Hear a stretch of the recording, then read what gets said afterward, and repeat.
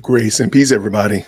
We're back. Thank you all so much for tuning in on this evening. We got a new Thursday live. Just wanted to try something different today. Nothing really earth shattering, but I did want to try and just do a live, just do something different, connect with you all, see how you all were doing, and all of that good stuff. So make sure that I can hear, and it looks like the audio is coming through pretty well. I love it. Love it. Great. All right.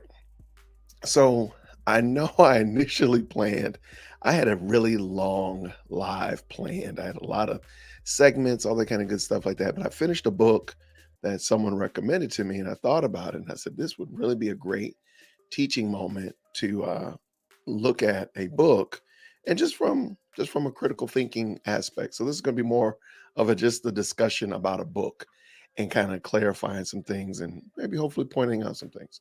I mentioned before that I would be talking about all the different social media places that you can find me. So I put all those links in the description. So if you're looking like, well, Jason, you said you're going to be talking about your social media platforms that you're on and so forth, I put them in the description down below, and I also leave the link for my bio, link in the bio in the chat as well. But so a subscriber to the channel had recommended a book to me because I'm doing one book a week, and I've been doing that for the last 2 years. So this is my third year. And by the way, you can follow me on Goodreads. I try to keep up with my books updated there. I realize I looked through today and there's several books that are not showing up, but that's another thing. I'll figure that out later. However, so I said, you know what? Let me check this book out. So Friendo, shout out to Friendo, who recommended the book to me, and it's actually a really good book. Now I have some problems with it, and I have some concerns, but overall, it was a good book. Um, so we're going to talk about that tonight, and I'm going to, of course, bring in the scriptures, and of course, point out the Christian worldview as it relates to this book. But then also, I have a couple of the books that I'm going to bring in as well, because again, there's a little bit of concern. I don't know what the author really wanted to do with this book. So that's neither here nor there. I thank y'all so much for stopping by tonight. What's going on, Mary in the building? Thank you so much. Always good to see you, Shara. Thank you so much. What's going on, Eladio? Good seeing you, friend. Hey, RL, friend. Good to see you. And of course, my sister Lindsay's in the house. Good to see you. Good to see you. Thank y'all so much for stopping by tonight. Hopefully, this will be a good time. You'll have a good time talking. I know there's some other lives that are coming up, and I know I also pushed this one back because I had some construction going on in my house, and they were just making a lot of noise, and I did not want that to become a problem. So, if you do follow me on Buy Me a Coffee, you probably already got a little snippet of this because I am desperately seeking to do a review of the um, people eating tasty animals reimagining and rewriting of the book of Genesis, and more specifically the creation story. So I'm looking desperately to get a copy of that book. It's on PETA's website, and you actually have to join PETA to buy things from their website. And I just did not feel comfortable doing it. I did not want my name on the roll. And they do not take like Venmo. I want like some anonymous pay source. So if anybody out there has access to PETA, you've already joined them, you've already bought something from them, and you wouldn't mind buying me a copy of their reimagining of the story of creation out of Genesis so that I could review it, I would greatly appreciate it. I will pay for it. I'll send the money to you. I just don't want to give PETA, I don't want PETA to have all my information. I don't want to be on their roll, and I did not want them to have my PayPal information. So anyway, that's just something. I know my Buy Me a Coffee people have actually seen it, and I'll put it up. I did a review of the article that there was an article last week, I think it was, discussing this crazy idea that PETA rewrote the creation story to make it vegan friendly. It is cruelty friendly. I'm sorry. Is it cruelty friendly? It is crazy. So that little bit right there was wild. So if you have access to it, please help me out. DearWokesy@gmail.com. I will gladly grab that off your hands if you have it. Or yes, it is titled. Thank you, Eladio. PETA's version of the creation story. Um, I believe it's called PETA's version of creation story, or the cruelty-free creation story. Let me look it up real quick. I should have had that ready. I wasn't clearly ready to talk about it. That's me. It is called, because I've been searching high and low. It's called Peter's version of the creation story. Yeah, that's what it's called. And it's on their website. It's just I just couldn't bring myself. Like, you almost have to join PETA. All the information they were asking is almost like they were trying to get you to join PETA just to buy the silly thing. But I had fully intended to buy it, but I just didn't want to be a part of their role and such like that. So I dropped the link in there. I mean, the name of it in there. I've been trying to find it on the secondary market. I looked on bootleg sites. I looked on just somebody to download it. I asked on Twitter. Let me check again because I did ask earlier today. If somebody had access to it, they would just send it to me. Um, yeah, I don't see it at all. No, nobody even replied. So I'm assuming that it's still out there. That not out there, but rather nobody's made it available. So I was looking because I wanted to. I really wanted to because that was going to be part of my discussion tonight. But I decided instead, I'm just going to talk about this book that Friendo recommended to me, and it is called Tribe, and it's by Sebastian Younger, and it's on homecoming and becoming, or rather belonging. Please forgive me. On homecoming and belonging. It's actually a pretty interesting book. I have to say, I'm not gonna do the good, bad, and the ugly like I usually do, but I was impressed with the book. I like the way the guy writes. I was a little bit disappointed, and this is like the biggest ugh about the whole story, the whole book. So if this were the good, bad, and the ugly, this would definitely be an ugly. He writes really well, and I almost would like to read more of him telling just one story. So he tells multiple stories, and I'll get into the details in a second.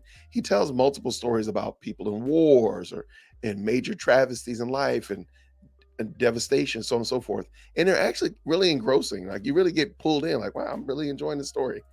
And then he just stops. It might be like 2 or 3 pages. You're like, oh, okay. You turn a page and he's done. Like, wait, well, whatever happened to little Johnny? Wait, what about what happened?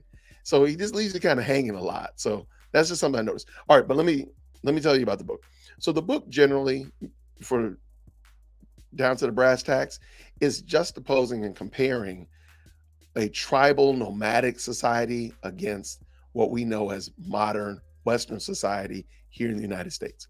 And so he's showing, and I think he does a good job of showing that tribal people, because they don't have a whole lot, they're not landlocked to having a big house and having several cars and this, that, and the other. So because they don't have a lot, they have a lot less stress, they have a lot less depression, anxiety. Of course, suicide rates are completely low because they don't have that. And then he, of course, brings it to the Western society. We have all this affluence and it's causing this havoc. That's the summation of it, if you will. And I think he does a good job of pointing it out. And you're like, yeah, I guess I can see it. I think my problem with it, and then I'll just jump in now. This will be my Christian response to the book Tribe. I didn't write it all out exactly like I wanted to, so my notes are not as clear as they usually are. I'm sure you guys know my notes are so well done. One of the things, and the gentleman does not profess to be a Christian. He's not giving you a Christian worldview. He's not giving you a Muslim worldview, a Jewish worldview, or anything like that. It's just very vanilla, if you will, very plain. And that's fine. No problem there. So now I'm taking this plain thing and I'm bringing Christianity into it. So I think one of the things that's really lacking in this discussion is the authority of scripture. Like, in many of his stories, he's telling these stories of nomadic tribes, American Indian tribes, African nomadic tribes, just a great expanse of different of cultures and such like that. But in that, man, there's just a real need for scripture. There's a real need for something to anchor these people down. Yes, the people that have less and enjoy life more, I think would be if I could summarize it, I don't want to put words in his mouth. I think he would say that people who have less enjoy life more, because one of the big takeaways is that in these tribal cultures and nomadic cultures, there's a lot of camaraderie, and there's a lot of you can't just be isolated. You can't just be alone, so on and so forth, which I think is fine. But there's many places where scripture speaks of this. There's many places where the Bible makes it very clear, because he shows one culture where they're very communal, but then he'll show another culture where they're not so communal, and they both have very similar problems. Well, what could cross those barriers? The scriptures. So that would be one of the things I notice is like, man, when we're looking at something like this, and I do have two other books I want to bring in, because I don't think that he meant it, but I think I kind of know where he's going, where this book could lead somebody to. So this book right here, oh, I actually forgot. I had a picture of it. All right, so this is from his Mr. Younger's page, so I can stop holding the book up looking like a crazy person. Um, so one of the things I noticed is that because there's a lack of scripture to anchor people, is really like, well, that's just your perspective. That's just how you see it. That's just how you interpret it. But there's nothing really to help me understand it and see, like, having less, you can do more with less versus I can do more with a whole lot more. I don't see that. But scripture does speak to both of those situations, and it would be very easy to bring a Christian perspective into it. And I don't think Younger was trying to do that. I don't believe that he was attempting to make a Christian argument or even a religious argument at all. I'm just bringing it in there because this is my show, and that's what I do. So the next thing I notice is that the whole engagement of community. Now, he does not make a lot of hay about family structures, male, female, little people. He doesn't make a lot of, he makes a lot of hay, however, about the community, the tribe, and so on and so forth, but not the nuclear family, if you will. He doesn't make a lot of hay about that. And I think that's problematic, because the community, and let me just go ahead and jump into it. So one of the things I notice is in this book, I don't believe he does it on purpose. And again, I'm not besmirching Mr. Younger or anything like that. There's a big undertone of communism in this book. This is not working right. So this right here is Color and Communism and Common Sense, which is a great book written by a black man who was a member of the Communist Party here in the United States. But then also The Naked Communist. There's a lot of communism in this book. And I don't think he means it. I don't believe, from listening to, or not listening to him, but reading what he wrote, I don't believe he's a borderline communist. But there's a lot of communist ideas that are in this book, whether they're maybe it's because they're cultural, I don't know. But there's a lot of communism in this book. Now, what I mean by that is there's not a big push for a family unit, a husband, one wife, little people growing up and sending the little people off. It's all about the community, all about the tribe, all about the larger group, not the small nuclear family that makes up that group. Even I mean, he mentions Mary sometimes, but is never, ever, ever the forefront of the idea. Like the husband went out and hunted, and the wife took care of the wives took care of the community while the husbands were out hunting or at war or whatever like that. You don't see that in there. And I think that's problematic. So one of the big things I notice is that there's not a big push for family unit. There's a lot of push for a unit, a community, to be a part of this block of people, but not necessarily being a part of that small nuclear block, aka a family, a mother and father and little people. And I thought that was interesting, because that is a communist idea, that there is no family, that they do away with family, and it's all for the betterment of the group, the whole. And which is a second part, or rather the third part. Get my notes here. Third part, he makes a lot of hay about doing what's good for the community. And I think that's problematic, because yes, we do things for the good of the community, but not at the expense of the good for yourself. So if you're doing something good for yourself, it should be good for the community. So by me, let me be silly here, by me de-weeding my yard every fall, I'm going into every spring, it benefits my neighbor who lives down the hill from me, so that when my grass gets blown down that way, I'm not blowing weeds down there. Okay, it's not really a good example, but you got my point. So things I do good for here at Whitaker Park also help Barbara next door also help Kirsten next door, and even my neighbors across the street. So if I do things that are good for Whitaker Park, they're also good for everybody. I almost got an undertone like we're only looking out for what's good for the group, not primarily what's good for you. Now, he does do a great job of explaining the downfall of the welfare state here in the book. And I think he does an excellent job of explaining why certain VA benefits don't work correctly and so on and so forth. Excellent job. No argument from me. Kudos. Keep it moving. However, he doesn't point out that, hey, if we focused on and encourage husbands to stay to be a part to um, pair bond with a woman and make her his wife and have little people and that little nuclear family grows and stays flourishing and such, that would benefit the whole society far more than just this free flowing situation. Because remember, in Color and Common Sense, they talked about the fact that communists believe in just having free open marriages. That was part of their shtick. That there wasn't going to be a husband and wife. It was just going to be community. That's why Margaret Sanger was a very avid member of the Communist and the Fascist Party, because one of the things that came out of that was abortion. So again, I'm not saying Mr. Younger at all pushed any of these ideas intentionally. What I am saying, however, is that as a Christian, we should look at these books. And again, I believe even when Friendo suggested that I pick up the book, they even said like, "Hey, this person is not a Christian." I said, "You know what? It's okay. I'm not gonna spontaneously combust if I read a book that's not by a Christian. However, I do have to read this book as a Christian, and that's what just some pickups that I picked up from this book is that there's not a strong push for family unit. There's a strong push for the community in doing what's right for the community. But at the end of the day, doing what's right for the community is not doing the same. It's not the same thing as doing what's right for my family.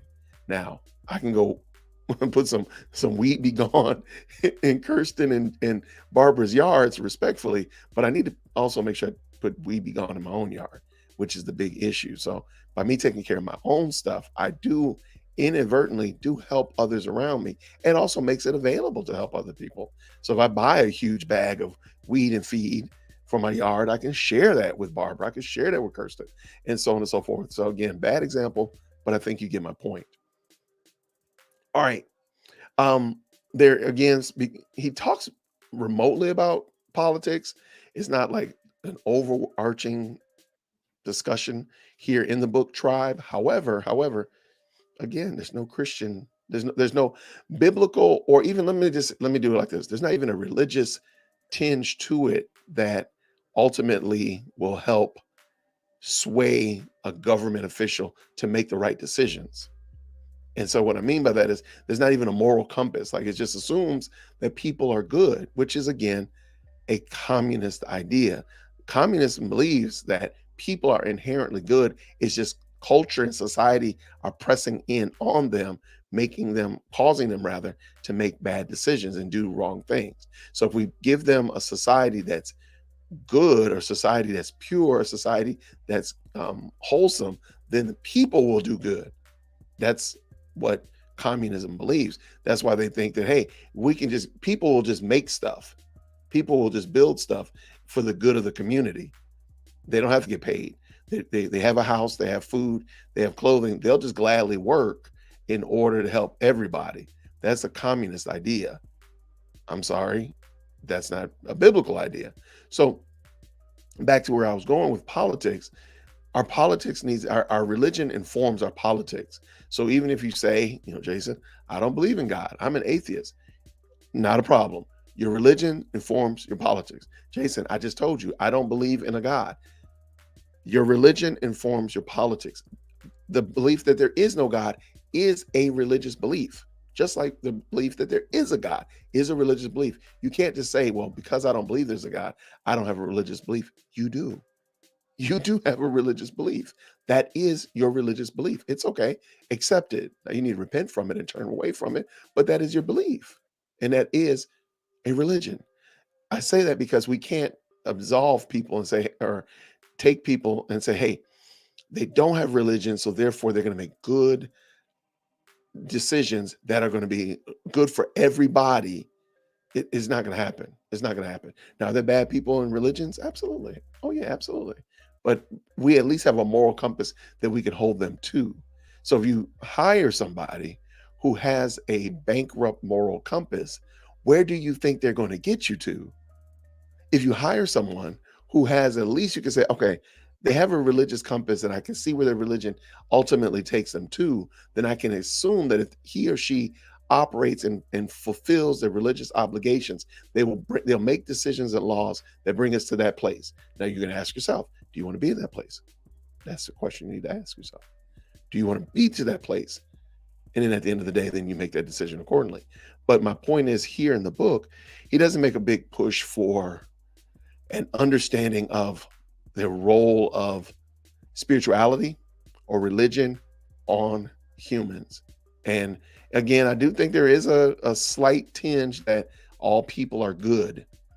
There's an idea in the book that everybody's good, everybody is okay, everybody will make the right decisions no matter what. And if the culture says, because he does point out, and I don't remember which one, because he bounced around, he globe trotted around the world, and it was cool. Like I said, I really wouldn't have mind reading more. And he actually has some other books, so hopefully he'll dig into, like, pick a topic and just stay in there and just talk about it, because he is a very decent writer. I enjoyed his writing.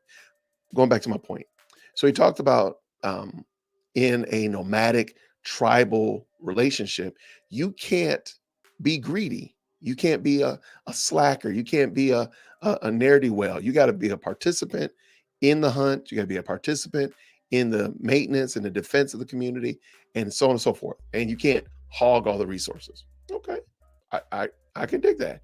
And that's, by the way, that's a biblical principle. So I can get down with that. Absolutely.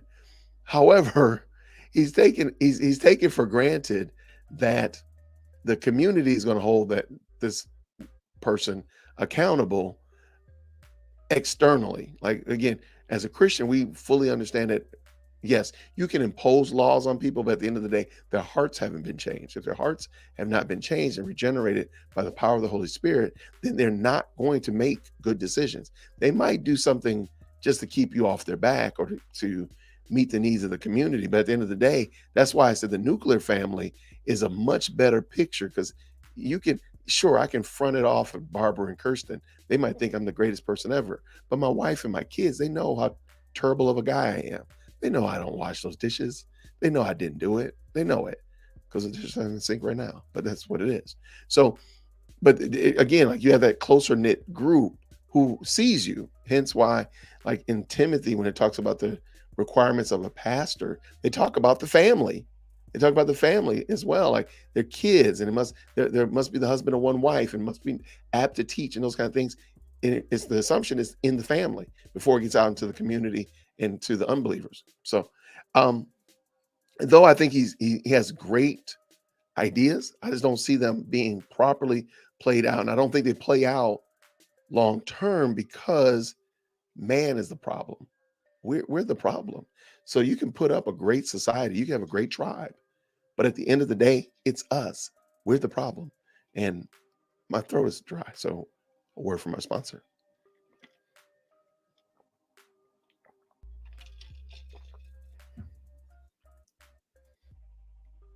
All right,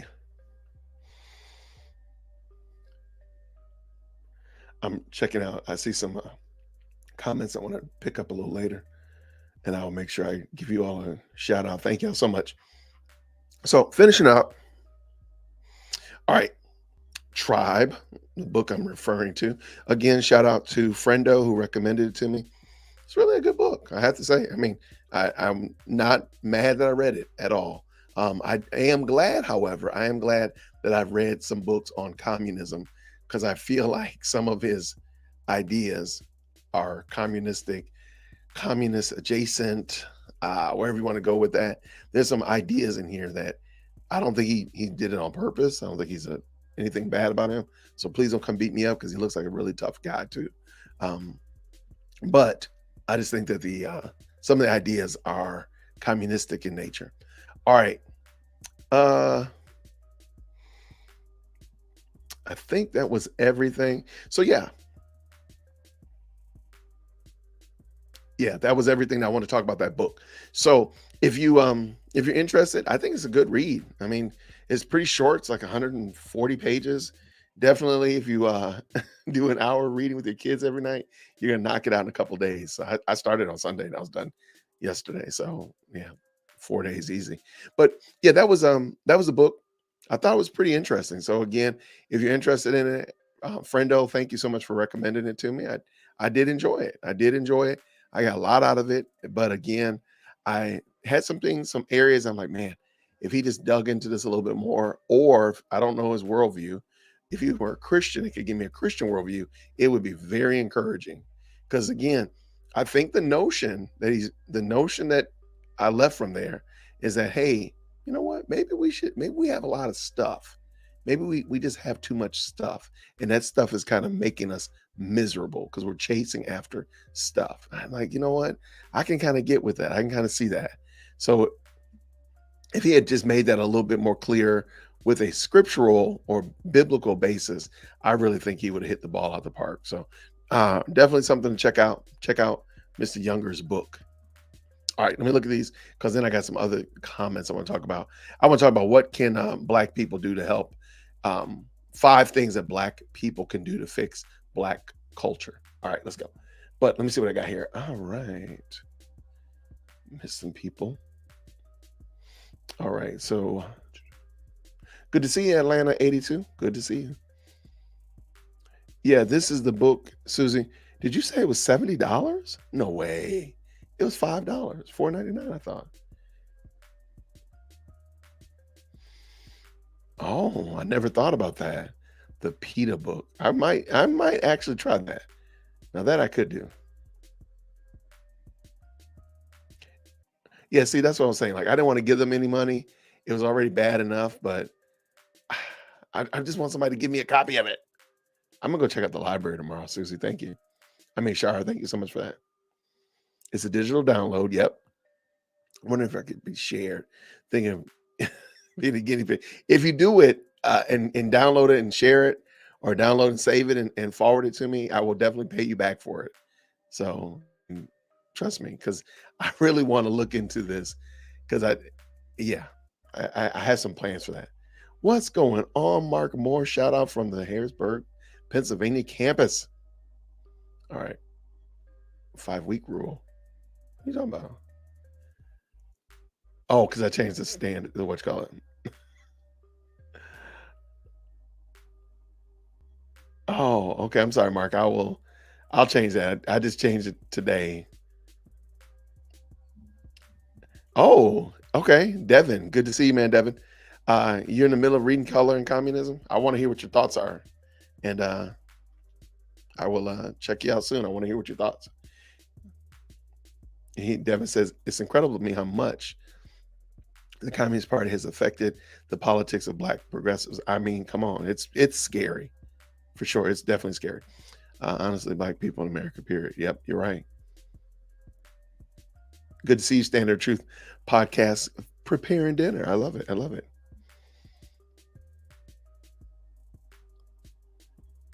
All right. Good to see y'all. Thank you so much.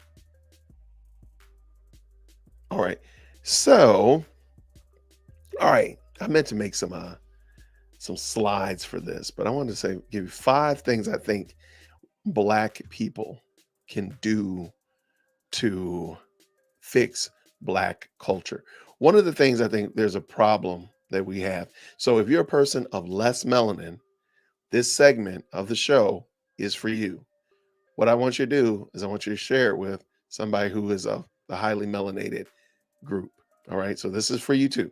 So one of the problems is a lot of people want somebody external to resolve their issues. Like, for example, I want something in this cup. Well, I got to pour something in the cup.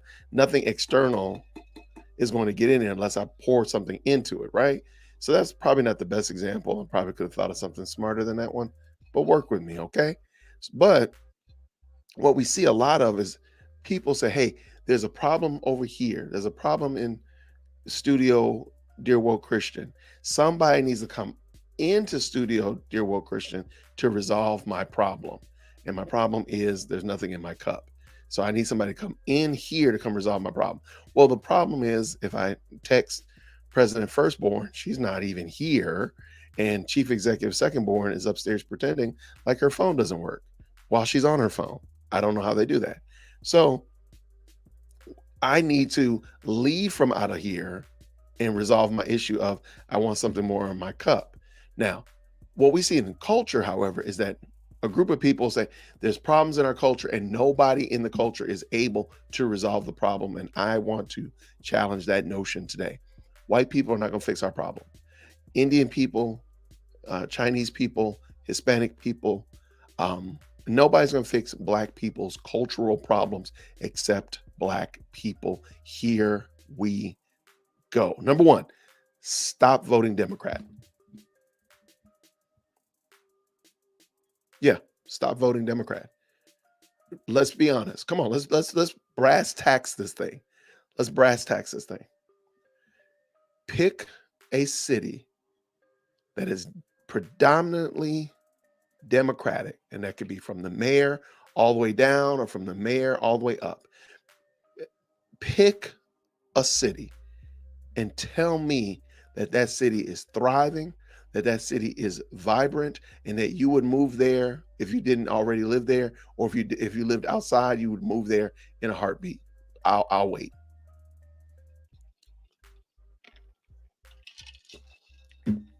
Stop voting Democrat.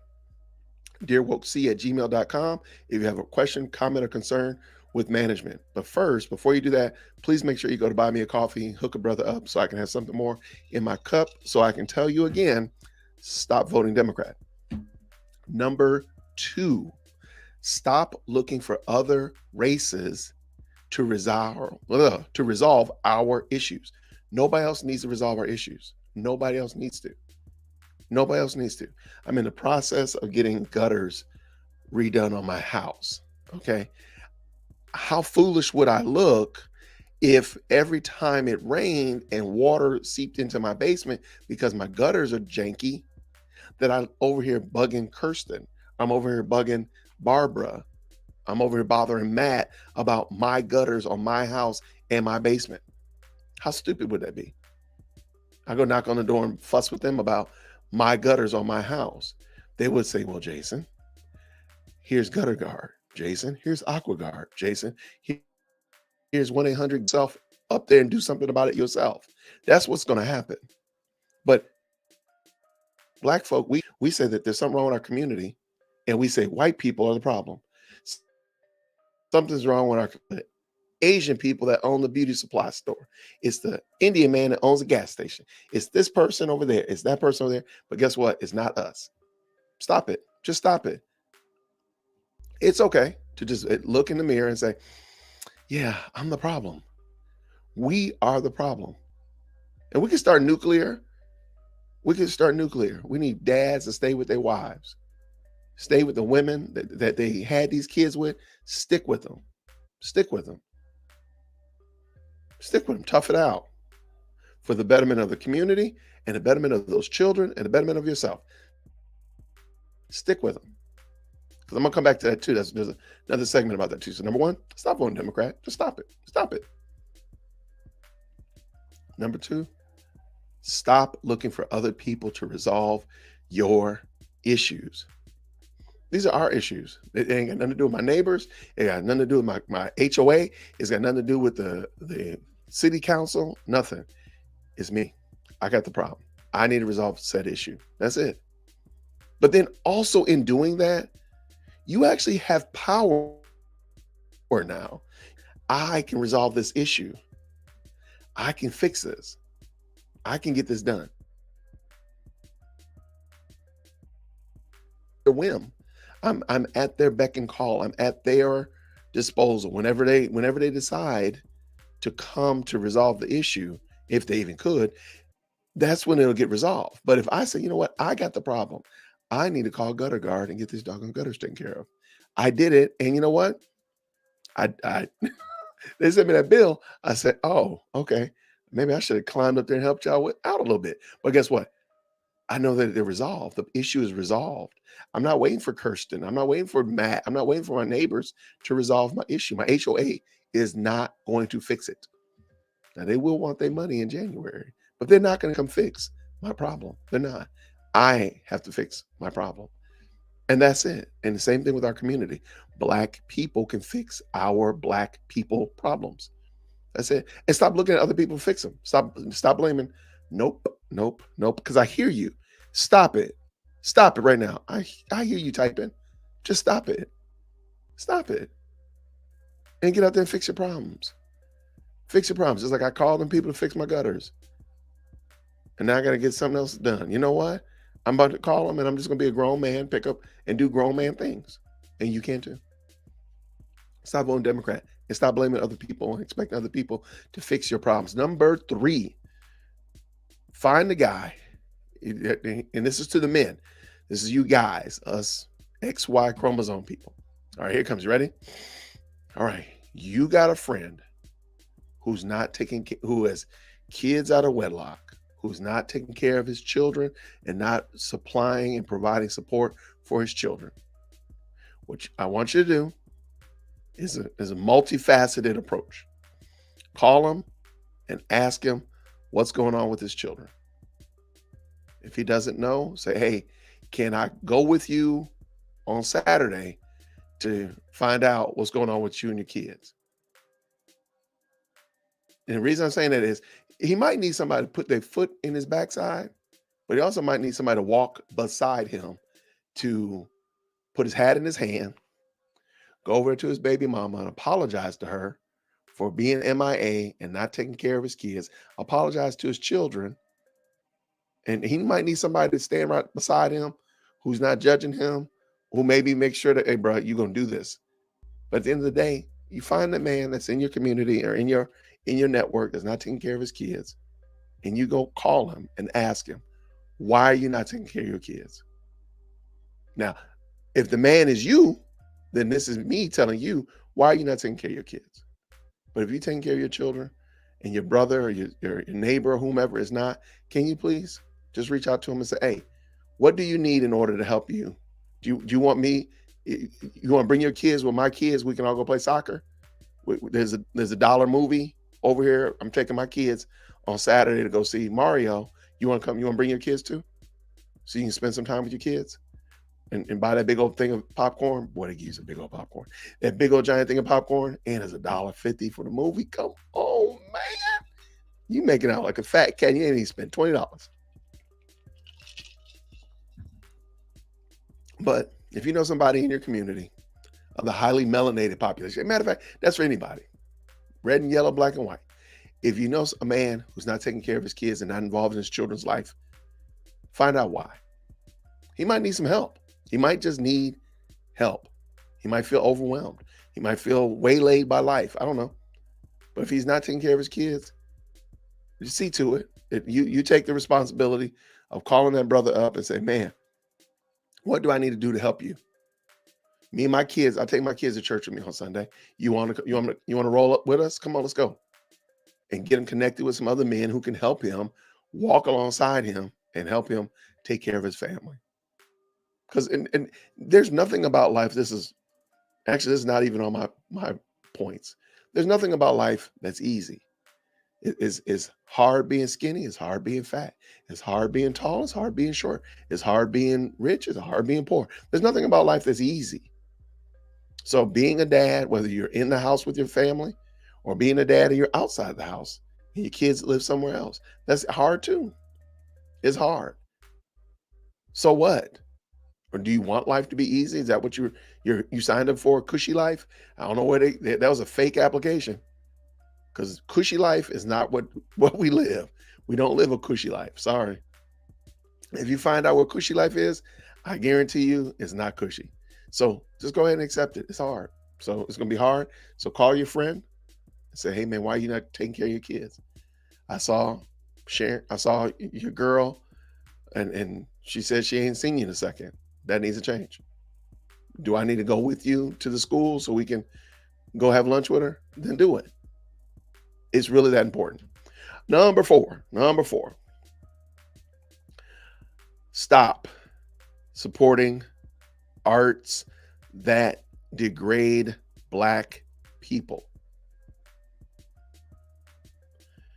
Stop supporting arts that degrade Black people. Now, that means rap music. That means game shows. That means sports. That means talk shows. That means YouTube channels. That means anything and everything.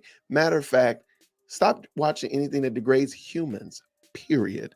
But since we're talking about Black people and how to fix Black culture, stop supporting things that degrade Black people. Music that talks about extramarital relationships, music that glorifies murdering and drug selling and such of that nature, stop. Just stop it. Most of this is a stop type of issue. Like, just put your foot on the brake, put the car in gear and park, take the key out the ignition and throw the key away. Like, stop it. Just stop it. Just stop supporting arts that don't glorify and exalt Christ and make much of him. Because I guarantee you this, if you're listening to music and arts that glorify and honor Christ, you're not listening to arts or involved in arts that denigrate humans. Show me a hymn that makes much of Christ and makes humans lesser, make them animalistic or just beasts of instinct. Show me that. I'll listen. Show me. DearWokeC@gmail.com.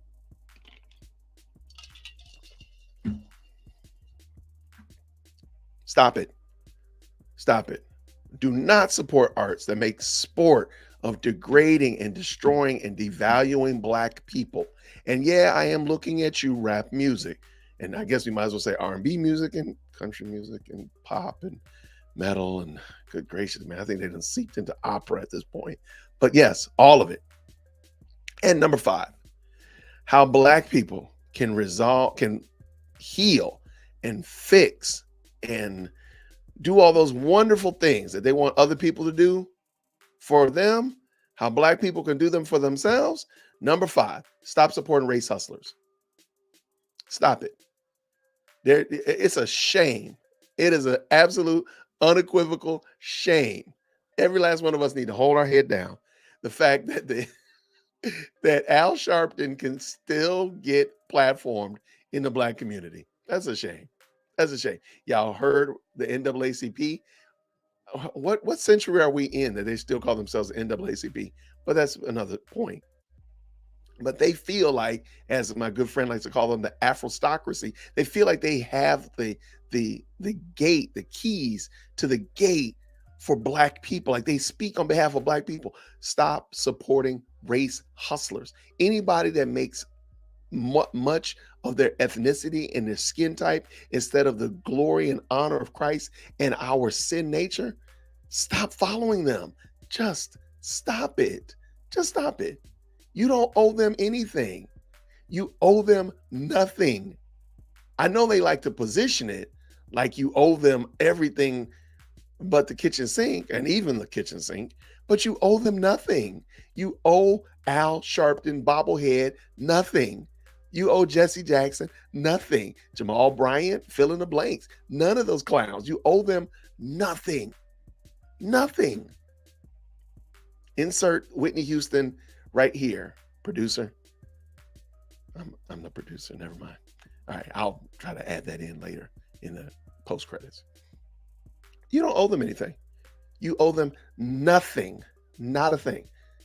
So you can just tell Al, take your little bobblehead on over there and fall over there somewhere. No, I don't. You don't need to. You don't have to follow race hustlers. If you feel a prick in your heart that telling your neighbor who's white or your brother and sister in church who's less melanated, that they are somehow or another of a different people group and they're different race, and don't forget about Angloids and all the other dumb stuff. If you feel some kind of prick, like, man, that just doesn't feel right. Like, I just don't think that's the right thing to do. You know what that is? It's me telling you to stop it. Stop following ignorant people. Stop it. That's Matt Chandler. Stop following ignorant people. That's ignorant Ibram X. Kendi and Robin DiAngelo. Just stop it. Stop it. If they're hustling race, they're not in God's grace. Uh-oh, I'm unleashing the new Jesse Jackson. All right, I like that. That was pretty good. All right, anyway, stop following those fools. So number one, go back over it again. Stop voting Democrat. Unless you can tell me what they've done good for you and your community, please, DearWokeC@gmail.com. Please make sure you go to buy me a coffee first so I have at least something to drink. But stop voting Democrat. Number two. All right. Number two, stop looking for other races to resolve your issues. If you look at your skin color, you are the one that's going to resolve your problems. I'm not looking for other people to resolve my problems. I'm not. And you should not either.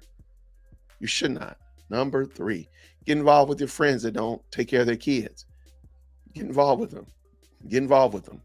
It might be your brother from your college. It might be somebody in your fraternity or your somebody at your church. And you just know they don't take care of their kids. Get involved with them. Find out why they don't take care of their kids and ask them. Ask questions. Don't just say, hey, man, you taking care of your kids? They say no. You say, okay. No. Why are you not taking care of your kids? And I'm hoping and praying that you're taking care of your own kids. But if you find out that your friend, you ask your friend Tommy, hey, Tommy, what's going on with your little Tommy? Oh, you don't know? Oh, then we're going to find out this weekend. It's summertime. What's little Tommy doing? You don't know? Oh, we about to go find out. Come on. We're riding over there tonight. Let's go. I want to find out what you're doing with your kids.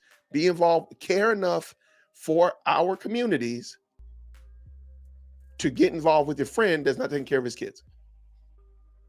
Care enough. If you care enough to vote Democrat, if you care enough to want white people to resolve the issues in the black community, then care enough to ask your brother, why is he not taking care of his kids? And get involved. Number four, stop supporting arts that denigrate, devastate, and devalue humans, particularly brown humans, but all humans. Stop it. Stop it. What do you owe? What do you owe an artist that makes sport of sexual perversion? What do you owe him? What do you owe her? I would love to know. What do you owe these people? What do you owe them? Okay, fine. They're lyrical advanced. Okay, fine. But really? Are you that much a slave to entertainment that you would support somebody who's pushing a product that's making sport of you? Are you really that deranged? Stop supporting sport or arts that devastate, destroy, and devalue humans. Stop it. Just stop it. You can stop. I joked about it the other day. I was like, I haven't watched professional basketball in years. And somebody told me it was when the Pistons had that fight and got into the stands. They had a fight on the court that got into the stands. And that was the day I said, I'll never watch this again. I probably have watched maybe 5 basketball games and maybe not even the whole thing since then. I said, I'll never watch it again. Never. And I haven't since. You don't have to. You don't have to. There's nothing about your life that's going to be lesser if you don't watch or partake in arts that make sport of us. Nothing. Not a thing. Not a thing. They're going to keep on doing what they're doing. And guess what? You're going to keep doing what you're doing. All right. And then the last thing again, stop supporting race hustlers. You owe them nothing. I think that's the end result. You don't owe them anything. You don't owe the Democrat Party anything. You don't owe the Republican Party anything. You don't owe arts anything.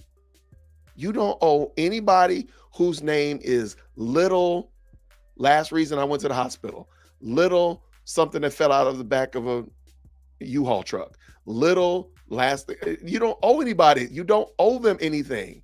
You do not owe them anything. And you don't owe race hustlers anything either. They need you. So if you're in the midst of somebody who's hustling race, who's pushing this narrative that white people are lesser, black people are more virtuous than ever, blah, blah, blah, blah, blah, blah, blah, blah. You don't owe those clowns anything. You owe them nothing except to see you walk out and shut the door behind you.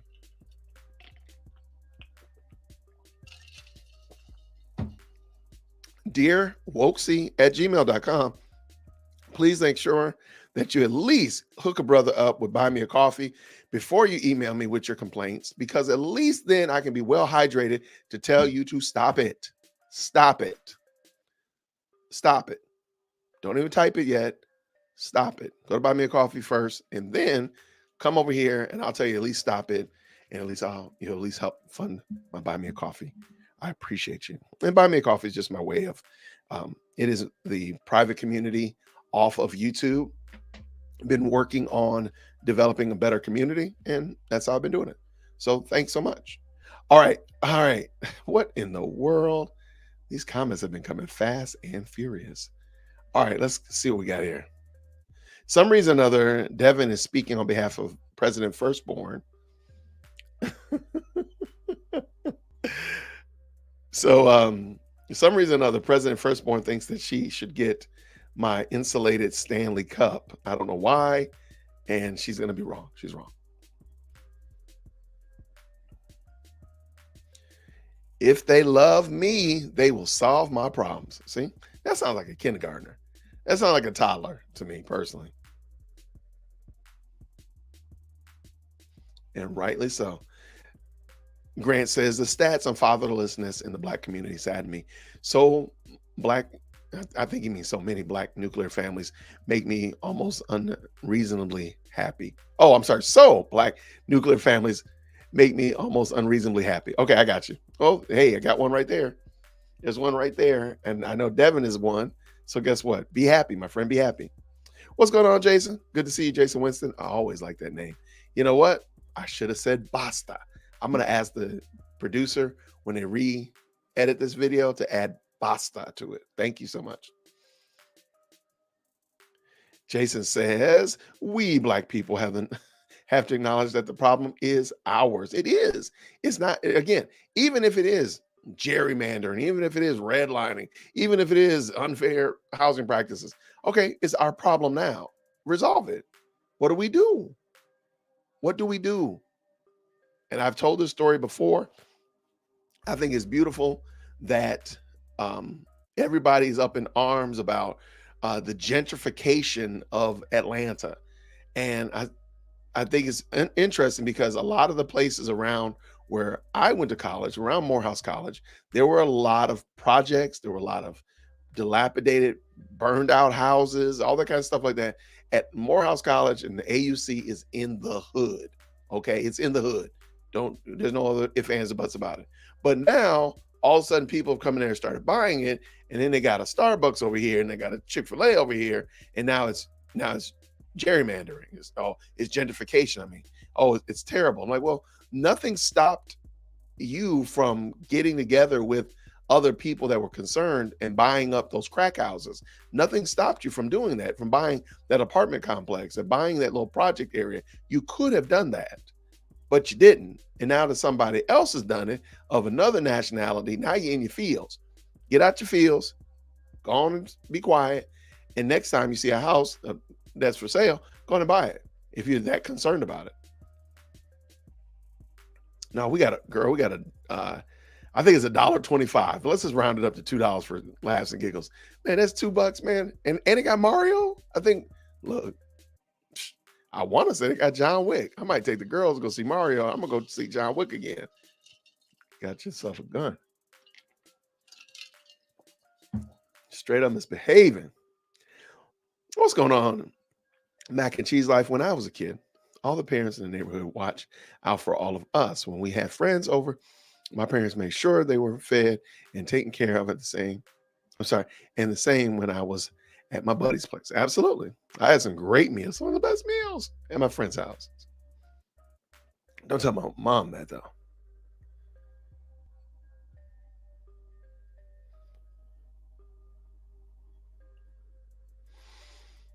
Thank you so much, Violet, for cooking and listening. Good to see you, sister. Good to see you. All right, let me see it. Looks like lots of family reunion stuff going on here. All right, so Mac and Cheese again says, I noticed that all the celebrities that care about the Black community are the ones destroying it. I mean, come on. Like, just ask yourself, why do I need somebody who's promoting sexual deviancy? Why do you idolize that person? Why? Why? What do you owe him or her? What do you owe them? Nothing. You don't owe them a thing. What about BLM? It's trash. It was trash when they started it, and it's trash now. I heard they're losing money. That's fine, and I want them to lose more. They were trash to start with.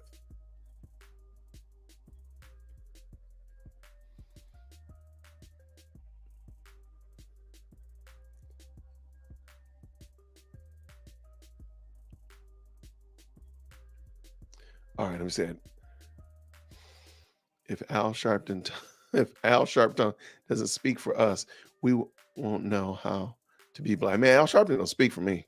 I ain't listening to that clown, and I've never listened to him, and I don't think he speaks for us. And at the end of the day, the only person that speaks for Jason is Jason, not you, Jason Winston, but Jason Whitaker speaks on behalf of Jason Whitaker.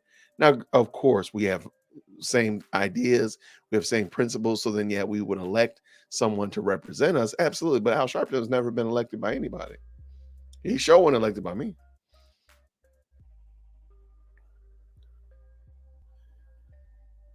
I stole that rhyming from Jesse. There you go. Absolutely.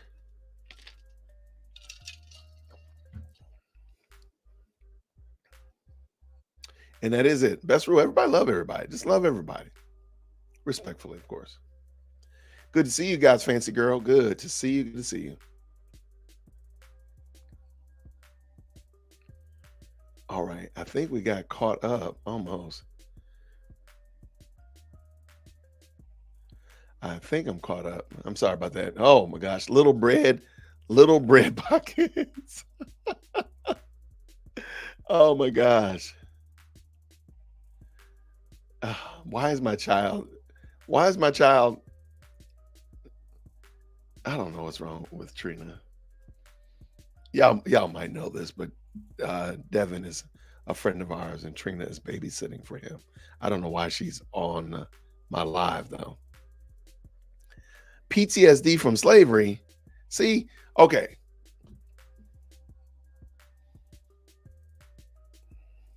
Genetic trauma. Genetic trauma. This is to like a Kyle J. Howard, Dr. Nicole, who talks about generational genetic trauma.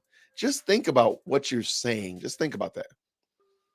There was a time in the past when an event happened in your life that happened and it rewrote your genetic code so that gene can be passed down to your children and your children's children and so on and so forth, right?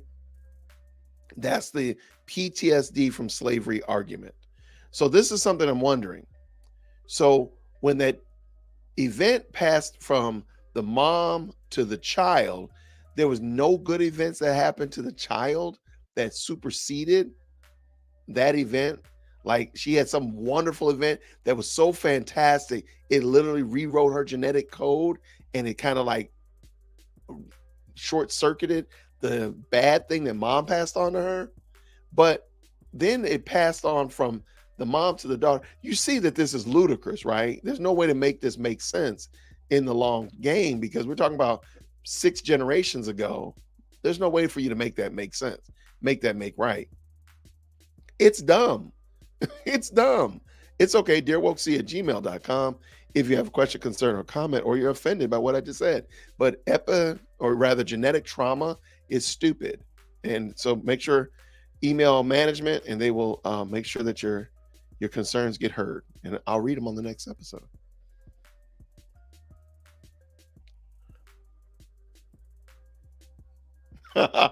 I'm sorry about the bread in my pocket song. That thing is ridiculous. But if you just let it go, just let it go and it'll just kind of float away. Oh, they're eating and watching. I'm sorry, they're watching dinner and eating. Okay, cool. Hopefully Trina's doing a good job babysitting. Because otherwise. Yeah. Yeah, Shar, I have a video on my channel. Matter of fact, I should pull it up real quick. It is a whole fool.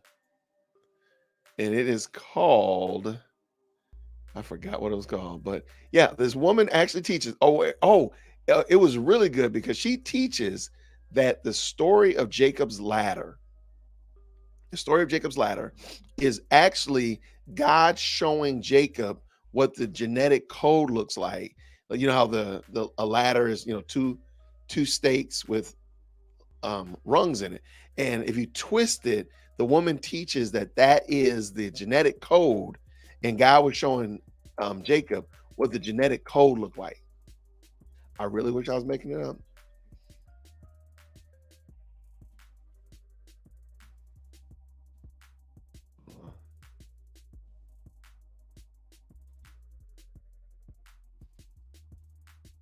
Where is it? Okay, here it is right here. Man, I got half of mine to watch this tonight with y'all, but I'm gonna drop Shara. I'm dropping it in the link in the description there. But yeah, so that's what she teaches. She teaches that Jacob's ladder is not about Christ. Jacob's ladder is not about the glory of God coming down to man. It's not is none of that. It is about God showing that the ladder was twisted, and that's how we got the DNA. So we know, and we know that because now we know what DNA looks like, and it looks kind of like a ladder, but it's kind of twisted. And she teaches that. Yeah.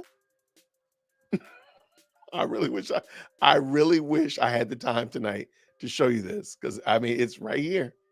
Um, our DNA can be changed by trauma. I'm literally looking at it right now, and it is a whole fool. It is a whole fool.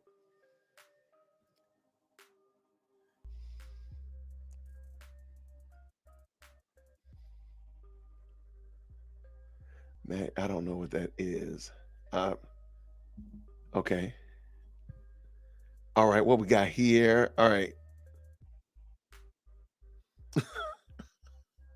y'all, and this bread in my pocket. Clearly, that thing traumatized you. But the other night, I was it last night? It was last night. I did not expect there to actually be a bread in my pocket song. And goodness gracious, I did not expect it to be a remix. And even worse than that, I didn't expect it to hit like that. That thing slapped, as the kids like to say, as Trina would say. That slap. No, what he say, Mac and Cheese says, I'm shocked. She didn't say Jacob's ladder shows the gabillion jillion genders that will exist in 2023. I mean, she could have. But I'm telling you, please check the video out. I put it in the link. I put a link in the chat. I'm not making it up. She literally said, "Man, I'm about to," because I almost want to watch it with y'all. Because again, it is just that much of a whole fool. Like, what is wrong with you people? Hold on, let me see. We might just need to watch like a few seconds of this thing just to get it off my chest. All right, let's make sure the audio works right. I, I was not planning on talking about this. I was literally going to talk about Bud Light protests and why protests do work. But see, y'all keep asking me these questions, and I see y'all think I'm making this up. So I have to prove to you that I'm not making this up. And also, I'm just OCD, like being off task. All right, bang. All right. President Firstborn, just in case anybody was wondering, President Firstborn has announced to me that she is doing a good job babysitting. I love it. I knew she would. She does a great job. I'm so proud of that kid. All right. So, real quick, I just want you to check. Let me know if you can hear this correctly. Let me know that you can hear this. No, that's not what that story's about, though, love. Our DNA can actually be changed by trauma. When something No, that's not what that story's about, though, love. You hear the word trauma a lot in these Christian streets, whether it be Kyle Day Harward or. Can y'all hear it okay? Can you hear it okay? I do not see anybody. Drop me a nine drop a nine in the chat. Drop me a coffee in the chat if you can hear it. Oh my gosh, I love it. Now she's sending me pictures of them eating dinner. I love it. Okay. Oh, you can't hear. Oh gosh. All right. All right. We're not gonna be here all night watching this, but because that guy looks just like me. Okay. At least I'm gonna put my hat on so I know which one is not me. Oh my gosh. I mean, the pictures are the same and everything. Oh, the plant. At least. Okay, let me stop being off task. Okay, I'm gonna back this up real quick so you can hear her, and we're gonna talk about it. Let's Our go. DNA can actually be changed by trauma. No, it can't. When something No, that's not what that story's about, though, love. You hear the word trauma a lot in these Christian streets, whether it be Kyle J. Howard or somebody on Phil Vischer's show or just some luminary on Twitter talking about trauma and talking about something even worse than that, something that happened in the past that is allegedly traumatizing you in the right now. Today, we're going to listen to a doctor regale us and talk about this. And let's see if we can figure out where she's getting this from. And more importantly, let's see if scripture actually supports what she's saying. So let's listen to, we're going to be listening to Anita Phillips. And she's going to be talking about how trauma is simply this: it's anything that changes the way that you see God, yourself, or the world, and it changes it for the worse. So, okay, trauma, anything that changes the way you see God, yourself, or the world, usually changing for the worse. Okay, I can probably give you that to some degree, shape, or form. I think that's a little bit loose because, God's judgment. I mean, I guess we could say that God's judgment is trauma as well, or God chastising us could be trauma. It might be a little bit lap too far, but let's let her tease it out. So if something happened to you, maybe at church, you were growing up in church and someone hurt your feelings terribly, or maybe even abused you, it would have also changed the way that you saw God. Maybe someone in your family abused you at home, yelled at you, hit you, touched you in ways that were inappropriate. And Okay, it I'm going to stop right here. So she literally is saying, like, okay, if you were raised in a black family, somebody yelled at you. I mean, that's just going to happen. People yell at you all the time. Are you honestly saying that my mom yelling at me changed my DNA to the point that President Firstborn and Chief Executive Secondborn are traumatized by that? Is that what you want me to believe? Come on, man. See, that's why we can't have nice things. See, I was not going to talk about this. Now I'm over here. And I bet you this guy's going to probably say the same thing. He looks like he probably would. changed the way that you saw yourself. It may also And that's fair. That's fair. I mean, childhood abuse, absolutely. And sexual and spiritual abuse. I think those are real things. No problem there. have changed the way you saw the world. Who can I trust? And is this a safe place? Do I have to defend myself, cover myself, protect myself by being alone? Trauma changes us on a core space. And in this day and age, there's hardly anyone who has not had an experience that in some way changed the way they see God, themselves, or other people. Okay. So far, I can probably get down with that. Notice that she's also talking about in the right now, which at this moment, like if something happened to you, then I think we need to have that discussion. If something happened to you as a child, okay. I'm not saying that we should never address that and doesn't need to get over it. So, okay. So far, Anita, I think we're good. And it's something that we need to be intentional about recovering from. A lot of times we minimize it. Well, this happened, but was it really that bad? I mean, I'm okay now. It's not that big of a deal. We don't call it a trauma. We don't call it rape. We don't call it abuse. We don't call it what it really was. We just move on thinking that we're fine and it's in the past. But many times a trauma doesn't end after the event happens. It ends when you end it by disrupting the symptoms and the cycles that it creates in your life. Okay. And so far, I can give her that. I'm being real. I think we'll see where she brings the scriptures to bear, and whether or not the discipleship and the admonishment from God's word actually becomes the center and the focus to deal with this issue. But I can give you a little bit of room there. So I want to encourage you today to begin to think about some of those things that changed you.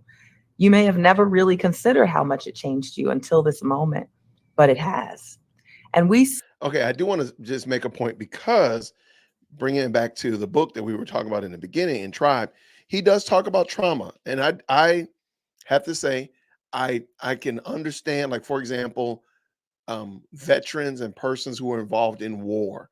I do have a better appreciation for what those men and women go through. I do understand, and this book did a great job of clarifying that.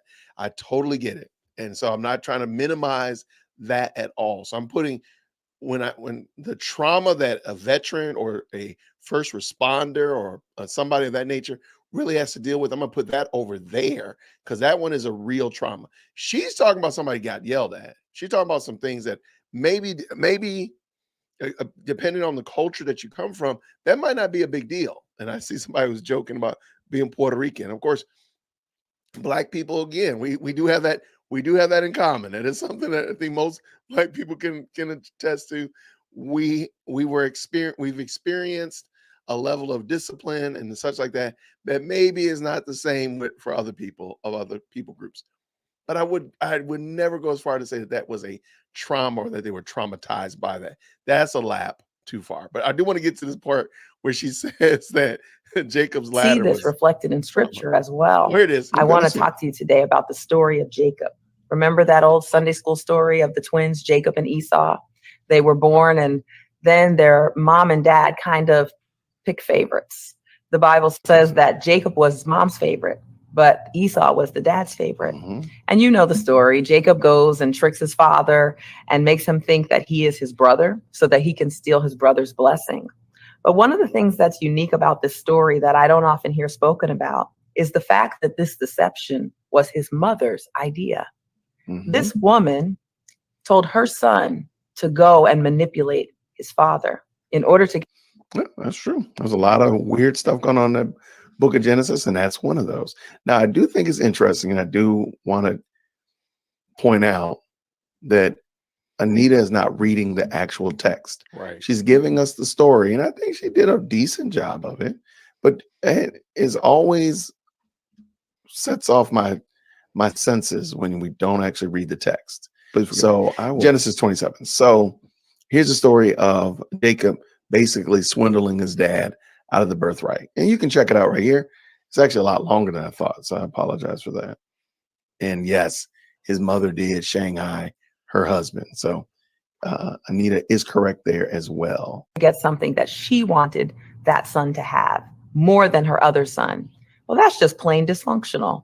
This woman is pitting her children against each other and then sending her child to deceive his own father.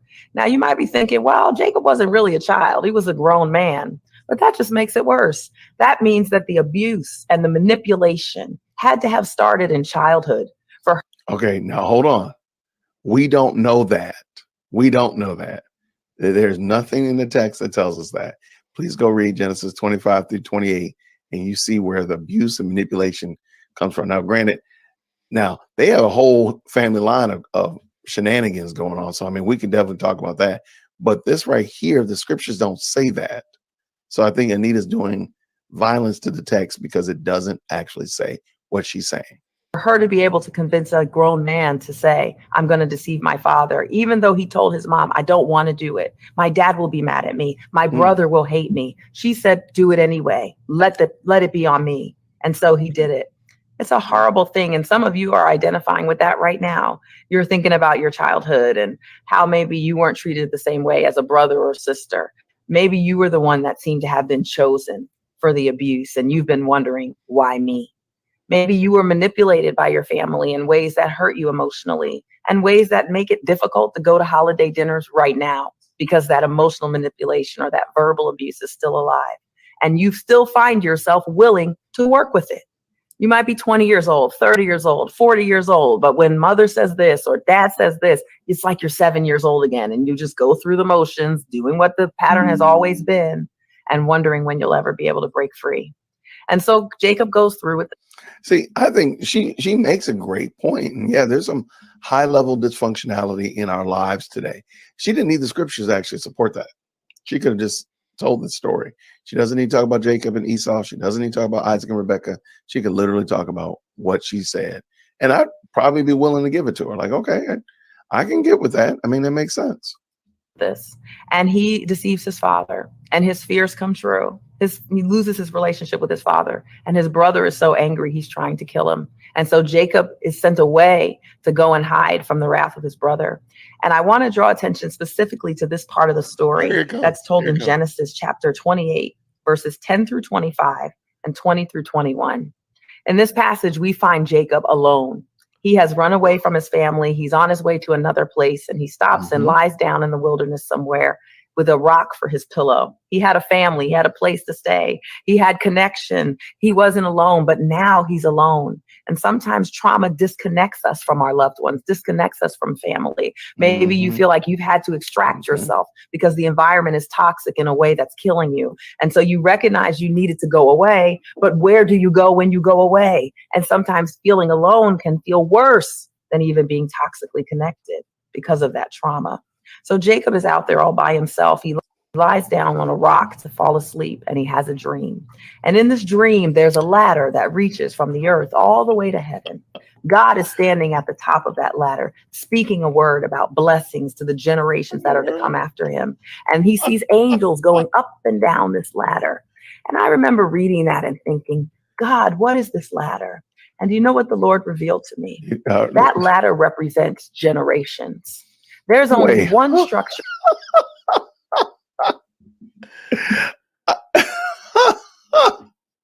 I'm only laughing because she misses the beauty of scripture so badly that actually I don't think I have her on screen. I didn't even have her on screen. I'm sorry. Let me back up. Ladder that reaches from the earth all the way to heaven. And you go away. And sometimes look at this. Rookie. Jacob's out there on his own. And now the audio. Here we go. And it says as follows. The next day, Jesus decided to go to Galilee. He found Philip and he said to him, follow me. My own video. Philip was from Bethsaida, the city of Andrew and Peter. Philip found Nathanael and said to him, we have found him of whom Moses and the law and also the prophets wrote. That's actually very interesting because he says Moses, the law, and the prophets. That means basically all of the Old Testament. They wrote about this guy. That's just something just extra. Didn't cost you anything extra. Let us go. Wrote about. We found him Jesus of Nazareth, the son of Joseph. Nathanael said to him, can anything good come out of Nazareth? Philip said to him, come and see. Jesus saw Nathanael coming toward him and said to him, behold, an Israelite indeed, in whom there is no deceit. Nathanael said to him, how do you know me? Jesus answered him, here it comes. Before Philip called you, when you were under the fig tree, I saw you. Nathanael answered him, Rabbi, you are the Son of God. You are the King of Israel. Jesus answered him, here it comes. Because I said to you, I saw you under the fig tree. Do you believe? You will see greater things than these. And he said to him, truly, truly, I say to you, you will see heaven opened, and the angels of God descending and descending on the Son of Man. So the reason I bring that up is because that is Jesus's explanation of Jacob's ladder.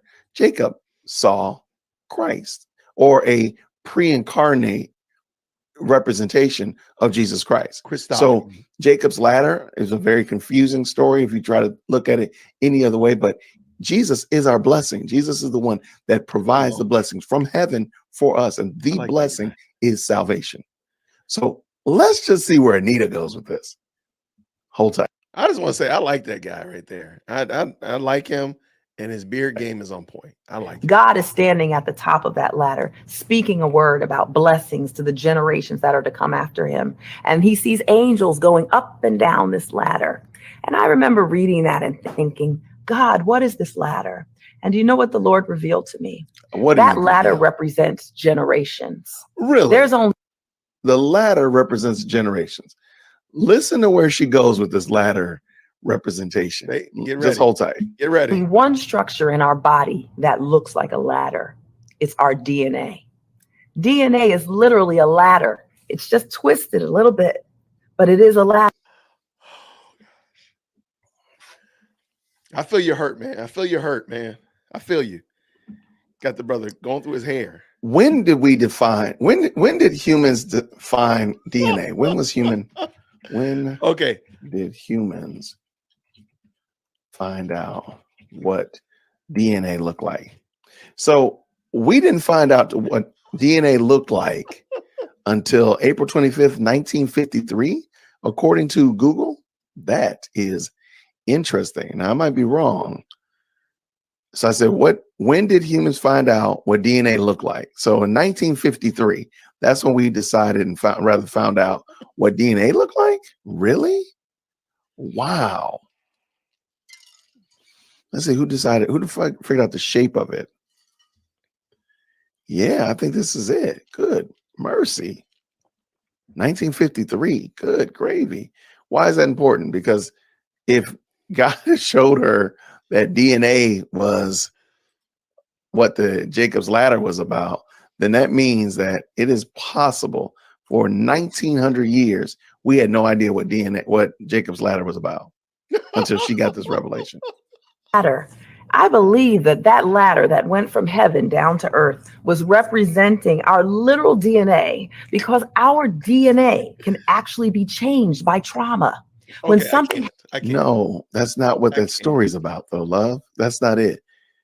And again, now she's about to go way off in left field talking about epigenetic trauma, Okay, which has never been proven. So it hasn't been proven what she's about to say.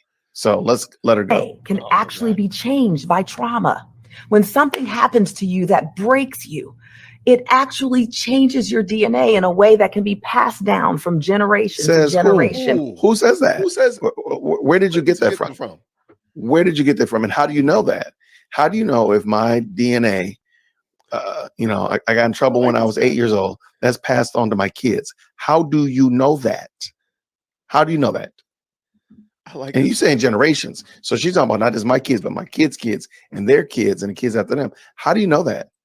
When a mother is very stressed when she is pregnant, it can alter how the chemistry of that baby's brain is working. So that there's a lot of research. There's a lot of study that goes into prenatal understanding. So yes, that has been discovered. That has been, yes, a mother that's highly stressed or has health issues. Yes, that is true.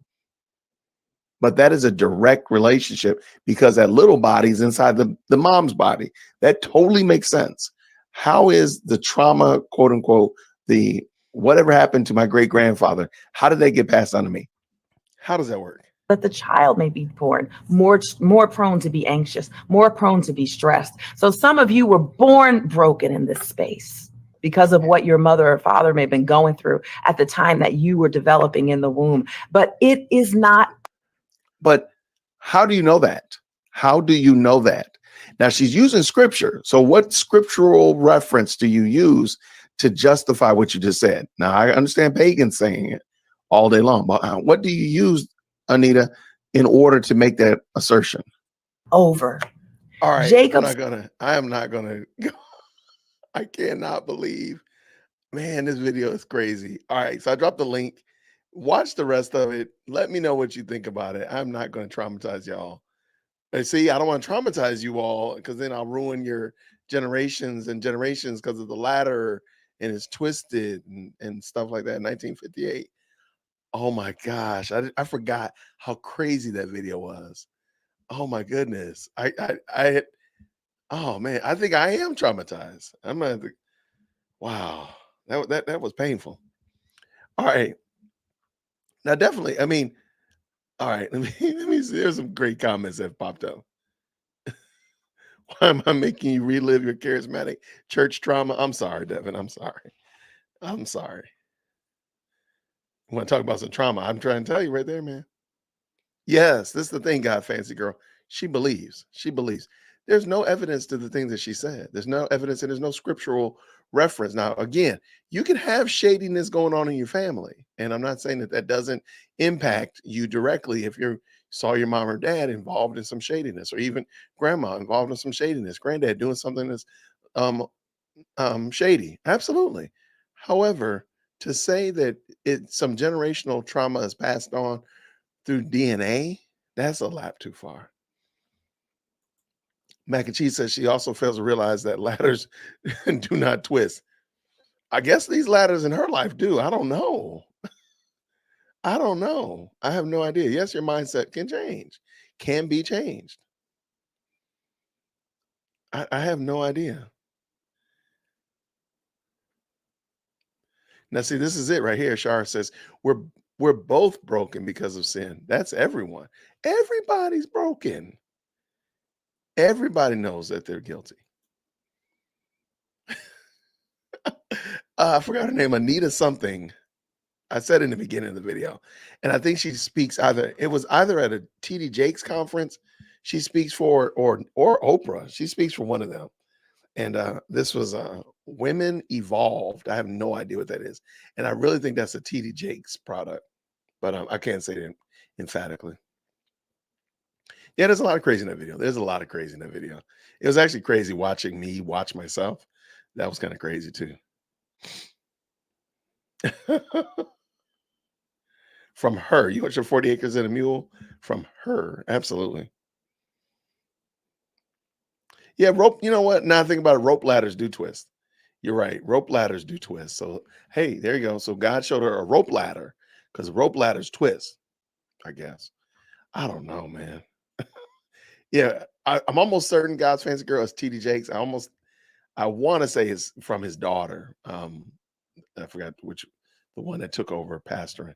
But anyway, I believe it's a Jake's product. Her name should be I Need to Read My Bible. I like that. And that's exactly what her name should be. It should be I Need to Read the Bible. Absolutely. No question about it. But so yeah, I don't even know how we got there because I had some notes and I didn't close out my notes page, messing around with y'all. So now we got this kind of shenanigans. This is how we get here. Devin asked me how did we get here? Like, I don't know, because these people keep asking me these questions. But I just thought about that video and here we are. So now we're stuck. All right.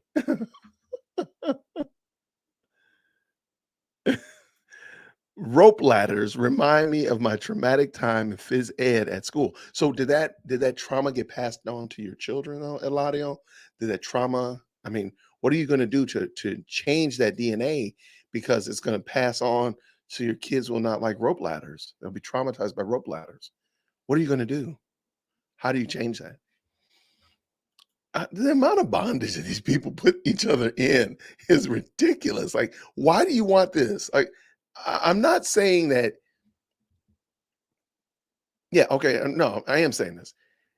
You've made this up. Why should I want this? Why should I want this to be true? Why? I don't want to be in bondage like that. I don't want it. I don't want it. I don't want it. Like, that's the dumbest thing I've heard. Like, what in the world? Oh my goodness. Oh my goodness. But oh man. Good people. Good people. Thank y'all so much for this. Thank you so very much. If you do, my entire time of elementary school, Grant says, was traumatic. I was bullied for being autistic. Reparations now. I mean, there you go. Like, at what point do they, like, when does that happen? I mean, it's gonna happen. They're gonna end up getting. It's gonna go. It's gonna go off the rails. Because I mean, there's no end to. Everybody can claim to be a victim to something, for some reason.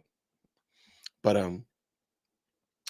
if you're interested, you can check out all of my different social media. Links are down in the description, as well as I will put a link in the bio right here.